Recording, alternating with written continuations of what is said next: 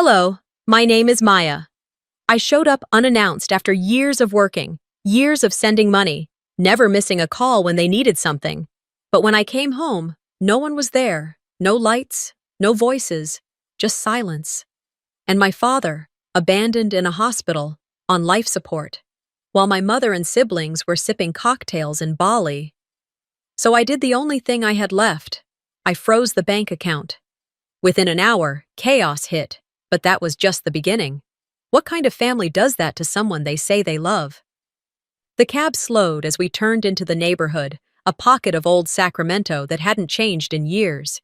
My childhood street still had that quiet stillness about it, sidewalks with hairline cracks, porches with rocking chairs that barely moved, and front yards full of stories no one told anymore. As we passed the corner house where Mrs. Green used to water her garden in a bathrobe, something in my chest tightened. That garden was gone now. Just gravel and a plastic flamingo. I looked down at the small gift bag on my lap, the edges already worn from the flight. Inside was a cash envelope and a bottle of my dad's favorite cologne. I'd wrapped it myself, late one night after a double shift in Seattle, imagining his face when I surprised him. "Here, okay?" the driver asked, pulling up to the house. "Yeah, here's good," I murmured, reaching for my wallet. The house looked smaller than I remembered. Maybe it was the years, or maybe just the absence of warmth. There were no lights, no wreath on the door, no smell of cinnamon or slow-cooked pork from the kitchen, just silence and still air. I stepped out, the gravel crunching beneath my boots, and stood staring at the front steps that once held late-night chats with Dad or long goodbyes when I left for college. The porch light didn't flicker on. I rang the bell. Waited. Knocked. No answer. I checked my phone. 2 bars. Tried calling Mom. Straight to voicemail. I called Cassian. Nothing. I tried again. Still nothing. My fingers hovered over the keypad. Maybe they were asleep, out for groceries, a walk. But something about the stillness wasn't right. The kind of still that doesn't just mean absence, it means abandonment. I stepped back to the sidewalk, trying to breathe. Across the street, a woman pushing a stroller waved. Her face lit up as she crossed toward me. "Hey, Maya?" Her voice tilted up with polite curiosity. "Wow, long time. Thought you moved to New York or something?" "Seattle," I corrected gently, trying to recall her name. She smiled. Right. Your mom said you hadn't been back in years." I nodded, unsure how to respond. "They're not home, though," she added, adjusting her scarf. "Left a few days ago. Your mom said they were headed to Bali. Figured you'd gone with them." I blinked. "Bali?" "Yeah, big family Christmas trip. Said they needed a break." She tilted her head. "Wait, you didn't know?" My stomach dropped, but I managed a tight smile. "I guess not." The woman looked uneasy now, realizing something wasn't adding up.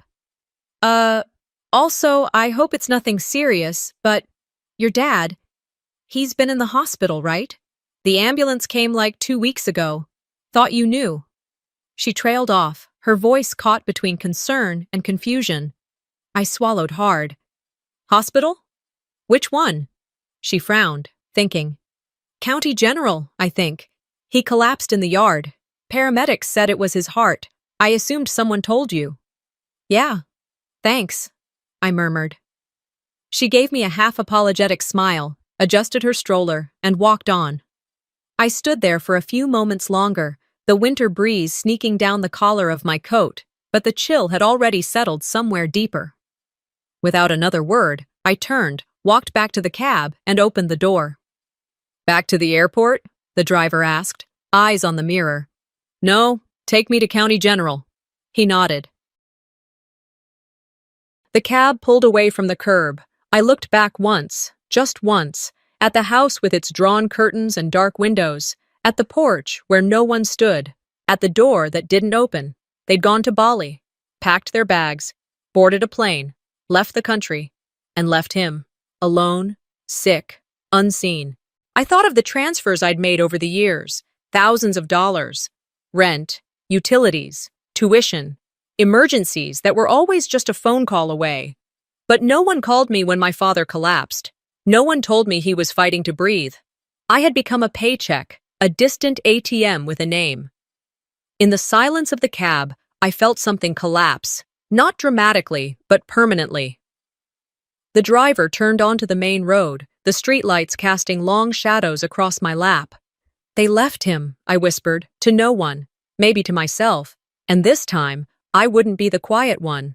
I stayed silent the entire ride to the hospital. The cab's heater hummed low, but I couldn't feel a bit of warmth. My hands were folded in my lap, gripping the same gift bag I had carried from Seattle, now useless, ridiculous in my lap like a joke I wasn't in on.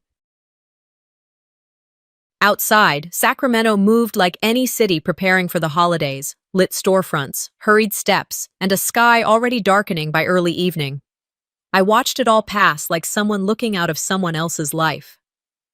When we pulled up to County General, I thanked the driver without looking at him, stepped out, and made my way inside. The fluorescent lights hit me first, sharp, sterile, unforgiving. The air smelled of ammonia and recycled anxiety. People sat slouched in chairs, some holding tissues, others holding silence. It was the kind of place where time didn't move, it just existed. I approached the front desk, fingers tightening around the strap of my bag. A nurse with a short bob and a tired smile looked up. "Hi, I'm looking for my father, George Ramos. I was told he was brought in 2 weeks ago." She typed quickly, eyes scanning the screen. Then she frowned. "He's in ICU, 6th floor." She paused. "Are you family?" "I'm his daughter." Her lips pressed together. "No one's been by. Not even once. I'm glad you're here." She handed me a visitor pass, gave me the directions, and buzzed me through. Elevators always seem slower in hospitals. I watched the numbers light up one by one, gripping the pass in my hand like it might anchor me. When the doors finally opened, I stepped into a corridor chilled by too much air conditioning and too little human warmth. Room 623. The hallway felt longer than it should have. Each step heavy, like I was walking towards something I wasn't ready to see. When I pushed the door open, I didn't recognize him at first. The man in the bed had sunken cheeks, pale skin, tubes in his arms, a ventilator feeding breath into him rhythmically. His mouth hung slightly open, a pale band gently tethering one wrist to the side rail. Machines beeped in steady intervals, as if they were the only proof he was still here. I didn't move right away. I just stood there. That was my father. He'd always had this steady presence about him, quiet but sure, the kind of man who didn't say much but made you feel safe just by being nearby. And now, he looked like a ghost someone had forgotten to carry away. I took slow steps toward him, pulled the chair beside the bed, and sat down. My knees nearly gave out as I did. "Dad?" I whispered. Nothing. Just the sound of air pushed in and out of his lungs by a machine that didn't care if he knew I was there or not. I reached out, hesitated, then placed my hand gently over his. His skin felt dry, cool, fragile. "It's me," I said, my voice barely audible. "I'm here." Still nothing. Tears came, not in a rush, but like a slow, stubborn leak. I didn't sob. I didn't shake. I just let them fall. One by one, silent as the man in front of me. I sat there like that for maybe half an hour, maybe longer. Time was irrelevant. Then the nurse from the front desk stepped in quietly. "I didn't want to disturb you," she said gently.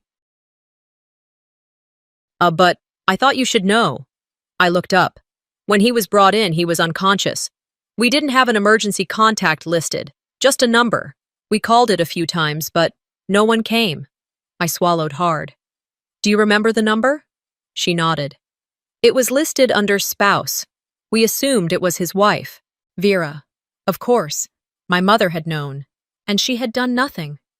"How long has he been like this?" I asked. 2 weeks yesterday. A neighbor called 911, said he collapsed outside trying to bring in groceries." "Groceries?"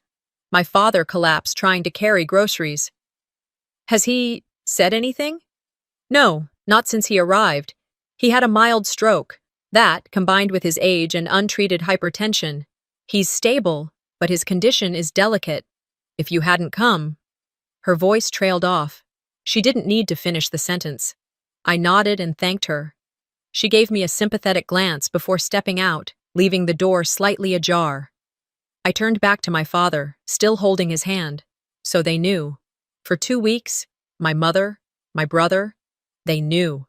They were home. Alive. Well, booking plane tickets, enjoying cocktails with umbrellas in them, posting sun-drenched photos of beachside breakfasts. And they left him here, alone, on a machine. I reached into my bag and pulled out the envelope of cash I'd brought, the gifts wrapped in red tissue paper. I set them on the windowsill, suddenly unsure what else to do. He didn't need gifts. He needed people. He needed someone to sit here every day and tell him he wasn't forgotten. I checked my phone. No missed calls. No texts. Not a single person had noticed I was in town. Not one family member had tried to check on me. They were probably still in Bali, sipping from hollow coconuts and talking about how much they do for this family. My throat tightened. Not from sadness, but clarity. They'd made their choice. And now, I was making mine. The evening bled into night. Nurses changed shifts. Lights dimmed. The quiet hum of machines kept their rhythm. I didn't move. I stayed by his side, watching the rise and fall of his chest. Not because I thought he'd wake up that night, but because I knew he shouldn't be alone another minute. Somewhere around midnight, I leaned in, brushed a strand of hair from his forehead, and whispered, "You're not going to be alone again, Dad. I promise." By the time the sun rose, I hadn't slept. My back ached from the stiff hospital chair, and my eyes burned from staying open too long. But I didn't care. I wasn't leaving, not yet. I'd promised him that. And if there was one thing I still had control over, it was keeping a promise. The nurse came in just after 6, quietly checking the monitors, scribbling something on a chart. She gave me a soft smile, the kind that says more than words. "I'll be back with his meds," she whispered. When she stepped out, I made my way to the small bathroom just down the hall. I splashed cold water on my face, letting it drip down my neck. My reflection in the mirror startled me. My eyes were swollen, my skin sallow. I looked like someone else. Or maybe I finally looked like the version of me that had always existed beneath the surface, behind the wire transfers and polite phone calls. Back in the room, the machines kept up their rhythm. My father hadn't moved, not even a twitch. His chest rose and fell like a ticking clock, counting down something no one had dared name. I took out my laptop, set it on the tray table, and stared at the screen. For a moment, I hesitated. Then I opened the video call app and hit call under Mom's name. It rang twice before it connected. The background came into view before her face did. Blue sky, palm trees, a glimmering pool. Then there she was, in full color. Sunglasses perched on her forehead, shoulders sun-kissed, a drink in one hand. Music played faintly in the background. It was mid-morning here, but wherever she was, it looked like sunset. "Oh, Maya?" she said, adjusting her glasses. "Is everything okay?" I stared at her. For a second, I couldn't speak. "Did you know?" I asked quietly. She tilted her head, confused. "Know what?" "That Dad's in the hospital, on life support." She blinked. "He didn't want to come with us. You know how he is, always making things more dramatic than they are. He collapsed outside, alone. A neighbor had to call 911. She shrugged. "We all needed a break, Maya. You have no idea the stress I've been under. Keeping everything together, handling your brother, making sure bills are paid. I've been the one paying the bills." The line went quiet. "Mom, he could die. And you're by a pool." "I didn't think it was that serious," she said, sipping her drink. "Your father always had a flair for the tragic." I ended the call before I said something I wouldn't take back. The rage didn't come all at once. It simmered, slow and steady, like water reaching boil. I sat still for several minutes, trying to calm my breathing, but the ache in my chest grew heavier with each beat. I picked up my phone and texted Cassian. "Dad's in ICU. He's been here for 2 weeks. He's not breathing on his own." No reply. I waited 5 minutes. Then I called. He picked up on the fourth ring. Maya, what's going on? Did you know Dad was in the hospital? There was a pause. Yeah, Mom told me. She said he didn't want to come. He's on life support. Okay. And? And? I repeated, incredulous.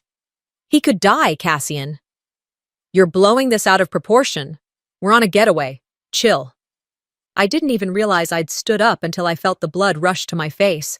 My hands were shaking, my voice on the edge of something I couldn't pull back.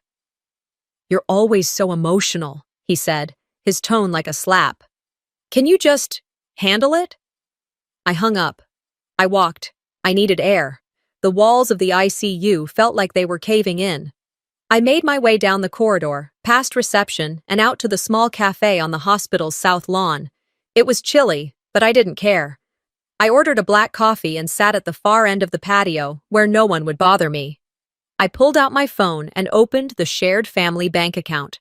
The balance made my throat tighten. Tens of thousands gone. Airline tickets, resort fees, shopping sprees, all in the last 3 weeks.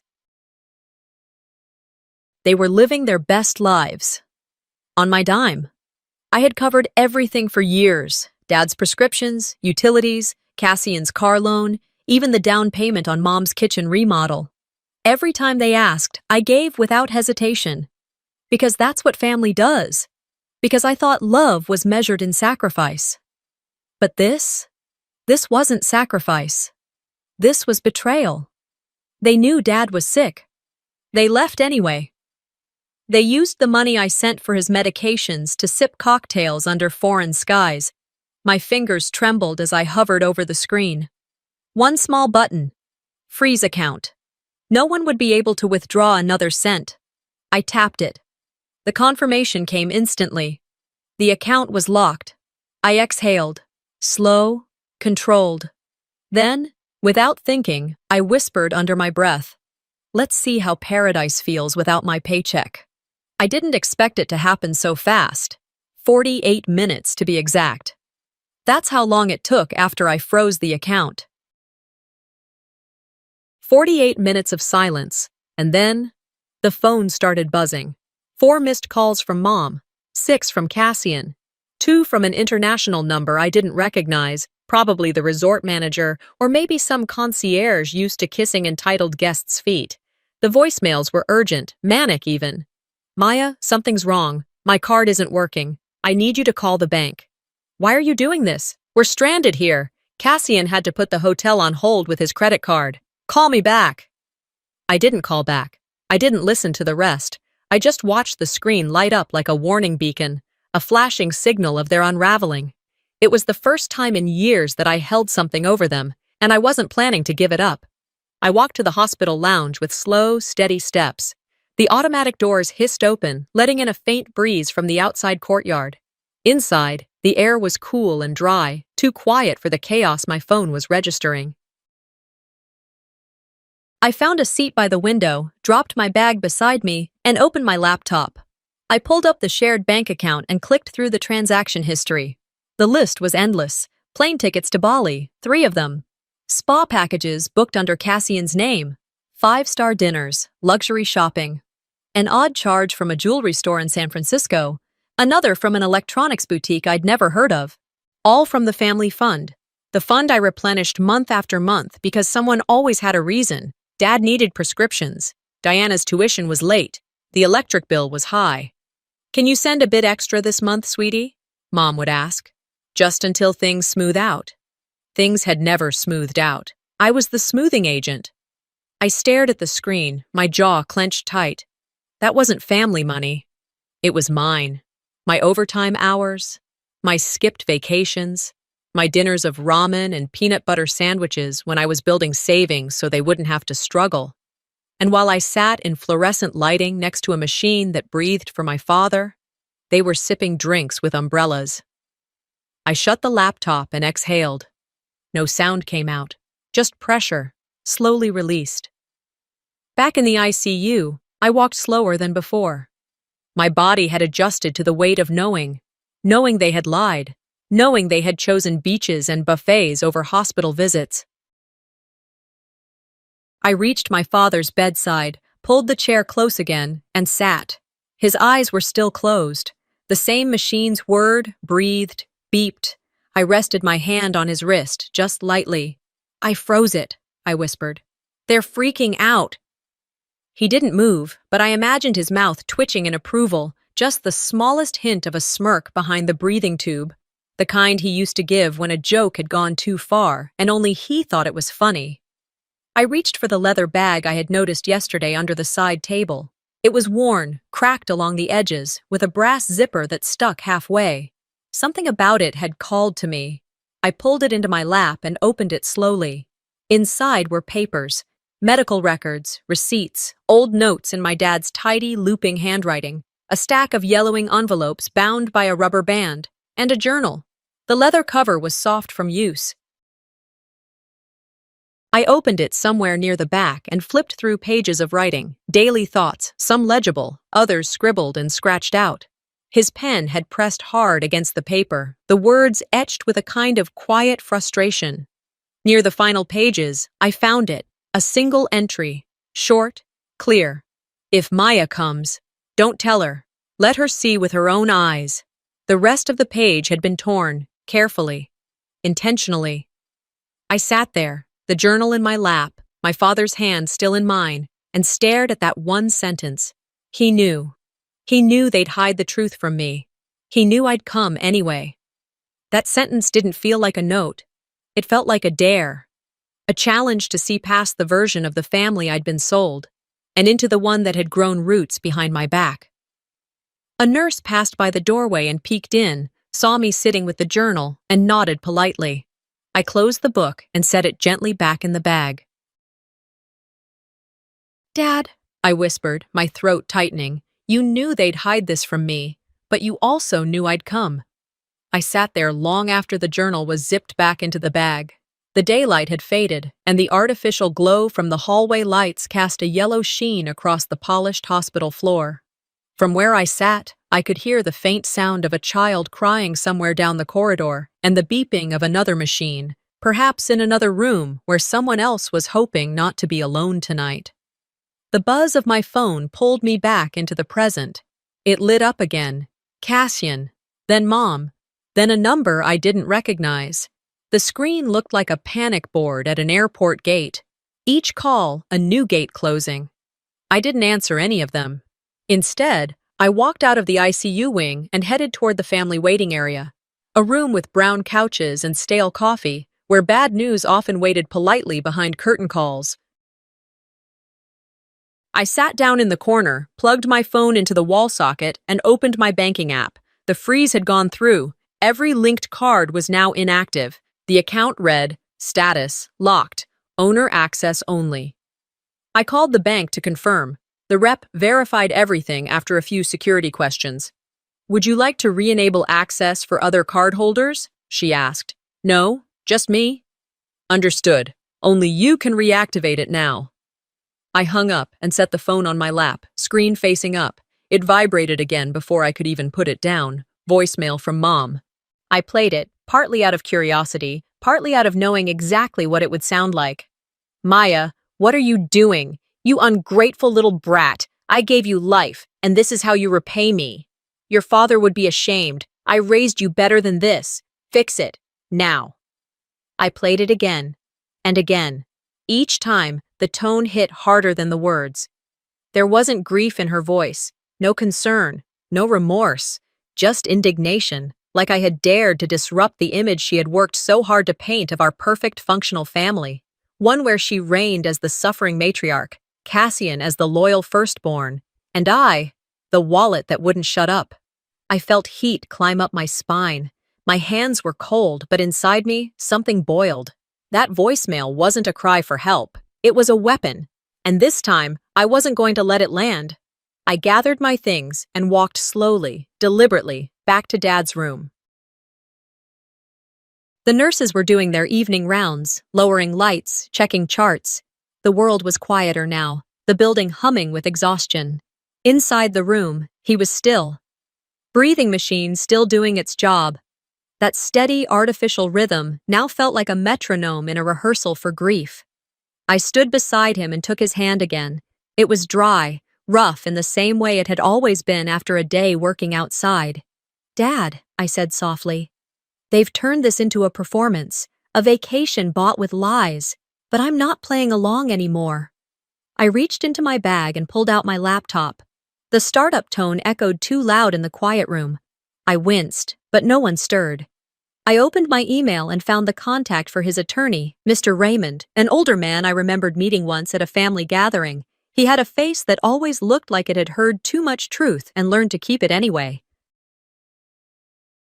The subject line was simple: urgent, George Ramos. In the message, I wrote exactly what had happened. I detailed Dad's condition, his current state, the financial situation, the absence of his legal next of kin.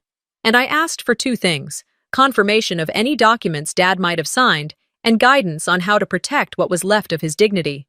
Before sending it, I reread the final lines. They used him, and now they want to use me. I won't let them, not anymore. I hit send, and sat back in the chair. The machine next to me beeped in its rhythm. My phone buzzed again, but I didn't look. Instead, I whispered, half to Dad, half to the walls, half to whatever part of me had finally stood up tall after all these years. "You want to fight me with guilt, Mother? Then be ready for what guilt can't stop." The next morning, I rose before the sun. I hadn't really slept, just drifted in and out of shallow moments of rest, sitting upright beside my father's hospital bed. The nurse's station outside had dimmed its lights overnight, and now it buzzed quietly back to life with the rustling of clipboards and coffee cups. My phone, sitting on silent mode beside me, lit up with a notification. One new email. The sender: Raymond Law Offices. I clicked it open immediately, my heart hammering hard against my ribs. "Maya, your father left a directive with our office 2 months ago. He specifically instructed us not to act until we were contacted from your number. If you're available today, we'd like to set up a secure video call to go over the contents." I replied without hesitation. Yes, I was available. I'd clear the day. 2 hours later, I sat in a hospital conference room. The window blinds were drawn halfway, allowing in strips of winter light that cut across the wall like slanted knives. I had the laptop propped open in front of me, the bag with Dad's journal beside it, and a black coffee cooling by my elbow. When Mr. Raymond's face appeared on the screen, I felt a strange mix of anxiety and relief. He looked older than I remembered, with deep-set eyes and the kind of calm that only comes from seeing too many families fall apart over things they never thought they'd fight about. "Maya," he began, offering a brief nod. "First, I want to say, I'm sorry you're going through this, and I'm sorry your father isn't able to speak for himself right now. But he did speak, in a way, and he made sure his wishes were on paper." He clicked on something off-screen. A PDF opened on my laptop. I scrolled slowly. It was a notarized amendment to his will, dated just over 8 weeks ago. Maya is to be granted full authority over all medical and financial decisions, should I become incapacitated. Vera and Cassian are to be removed from all powers of attorney, executorship, and estate management. I make this decision with clarity and not under duress. It felt like someone had placed a warm, steadying hand on my back, not because of the authority, but because he'd seen it coming. He had known, he had planned, and he'd chosen me. A lump caught in my throat, not grief this time, not even anger, just the strange kind of recognition that lands in your chest when someone finally tells you they see you, not who you pretend to be for them, but who you've always really been. I didn't know he'd done this," I said. Raymond nodded. "He didn't want anyone to. He was afraid they'd try to contest it or manipulate you before you saw it for yourself." I wiped at my cheek, suddenly aware I was crying. We spent the next 30 minutes going through the next steps: an emergency order to freeze all estate-related financial activity, a petition for temporary conservatorship, and, most daunting of all, a court hearing. Raymond told me I could attend virtually, but I declined. "I'll be there in person," I said. They need to look me in the eye. That afternoon, I walked back into my father's room. The nurses had just finished checking his vitals. One of them gave me a thumbs up before exiting quietly. I sat beside him again, opened the group chat with my mother and brother, and typed one sentence. We're settling this properly, in court.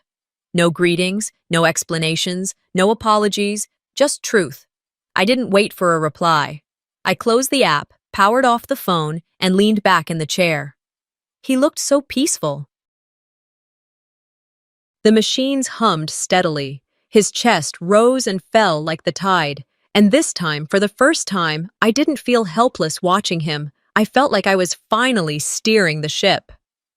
Later that evening, I hired a private nurse to assist with overnight care.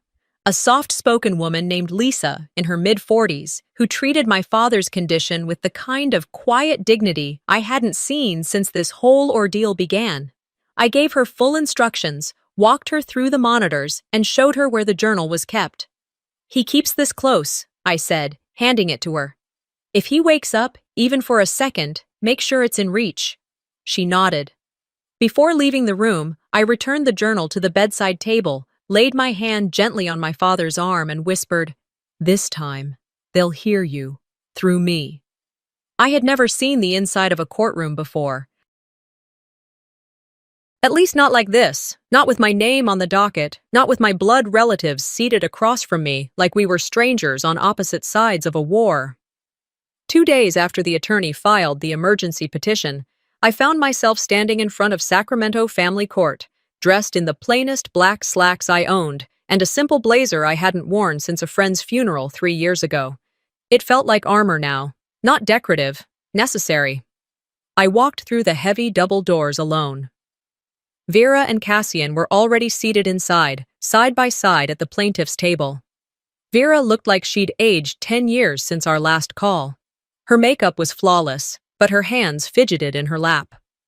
Cassian was chewing the inside of his cheek, a habit he picked up in college when he got nervous during tests. They weren't used to being on the defensive. Their lawyer, a man in an expensive gray suit and a haircut too crisp to trust, gave me a once-over and then looked away. I took my seat across from them and didn't glance in their direction again. The bailiff called the session to order. Judge Eleanor Klein presided, mid-60s, sharp eyes, and the posture of someone who didn't tolerate nonsense. Good. I needed someone like her today. As the hearing opened, Mr. Raymond began by laying out the facts. My father's condition, the timeline of his hospitalization, the lack of family visitation. Then came the financials, detailed records of withdrawals, unauthorized charges, and the breakdown of who had access to the shared account. I sat still, hands folded in my lap, eyes focused only on the judge. Then came Cassian's turn. He stood, buttoned his jacket like he was at a boardroom pitch, and launched into the performance of his life. "Your Honor," he began smoothly, "my sister has always been intense. She's had emotional struggles in the past. We've supported her when she lashed out." Mr. Raymond stood immediately. "Objection. Irrelevant, inflammatory, and unsupported." The judge held up a hand. "Mr. Ramos," she said, looking directly at Cassian, "you'll speak only to the facts, and do so respectfully." He sat down, jaw twitching.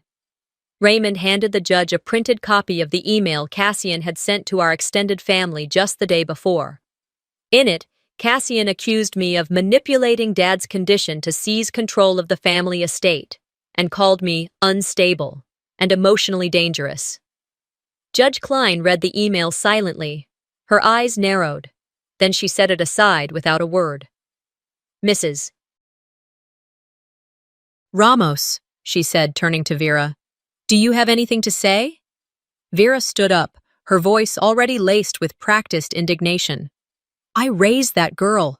I carried her for 9 months, paid for her braces, her ballet classes." "Mrs. Ramos," the judge interrupted, "we are not here to discuss ballet. You've been named in financial records linked to tens of thousands of dollars withdrawn from an account intended for your husband's care." Vera opened her mouth, closed it. Outside the courthouse, The world didn't wait. By the time we recessed for lunch, a local reporter had caught wind of the hearing. I spotted her near the stairs, snapping photos of Cassian arguing with Vera on the front steps. He gestured wildly. She turned away, clutching her handbag like it might bite her. Later that night, someone sent me the link. A photo of them, mid-argument, both visibly flustered. The headline read, "Family Feud, Siblings Accused of Robbing Father's Estate While Vacationing." An anonymous Reddit post followed. Rich kids left their dad to die while they flew first class to Bali. Daughter pulls the plug, on their cards. It went viral before dinner. Back inside the courtroom, the mood had changed. The judge reviewed the final documents, my father's notarized amendment, financial records, and confirmation of his current condition. She looked at me. "Ms. Ramos," she said, "based on the evidence provided and the absence of any legal or medical opposition, I'm granting you full conservatorship over your father's medical and financial affairs." I didn't blink. "Vera and Cassian Ramos," she continued, "you are barred from access to any assets or decisions pertaining to Mr. George Ramos without this court's prior approval. Do you understand?" Cassian stared at the floor. Vera crossed her arms and looked straight ahead. I didn't smile. I didn't gloat. I just nodded and stood, collecting my things. Outside, the cold air bit at my face. The courthouse parking lot was half empty. I reached my car, opened the door, and paused as my phone buzzed again. "Incoming call, Vera." I let it ring. The phone rang until it stopped. I stood beside my car in the courthouse parking lot, keys in hand, watching the screen go black. I didn't need to hear whatever Vera had to say. There was nothing left for her to explain, justify, or twist into guilt. That part of our dynamic, the version where I owed them softness after betrayal, had been severed, clean as glass. 2 weeks later, I found myself standing in front of a rented hall tucked behind the local veterans garden. It wasn't grand or overly formal. There were no velvet ropes or gilded podiums, just a simple space, surrounded by old oak trees and winter-dormant grass, with a view of the same Sacramento skyline my father had looked toward each time he took his evening walk. The room inside was quiet, peaceful. A single wooden table at the front displayed a photo of my father in his army dress blues, taken before I was born. Next to it was the framed mission statement of the new foundation I'd formed, the George Ramos Dignity Fund, a nonprofit in his name, built using what remained of the frozen estate, aimed at supporting elderly patients abandoned in hospitals, those whose families had vanished or simply never cared. I didn't need a large board or public applause. I needed something to exist in his name that none of them could erase. I had filed the papers myself, worked with a lawyer to make it legitimate. We posted the announcement online 3 days earlier. The response was overwhelming. People shared their stories. Nurses reached out to volunteer. Donations came in from strangers who didn't know my father, but knew the loneliness of being forgotten. At the small memorial ceremony, only 7 chairs were filled. 2 nurses who had cared for him in ICU, Mr. Raymond, the neighbor who called 911 that night, and one of my father's army buddies from 30 years back. He'd found the post online and drove 3 hours to be there. Not a single member of my family was invited. Still, they came. I saw them from inside, just before I stood up to speak. Vera in a beige suit too thin for the wind. Cassian in a navy coat, hair slicked back like he was walking into a board meeting. They tried to enter, casually at first, as if this were just another public event where their names on a guest list were assumed, expected, but security stopped them. "I'm sorry, you're not on the list," the man said with firm politeness. "We're his family," Vera snapped. "This is our right." "No, ma'am. It's private. Guests only."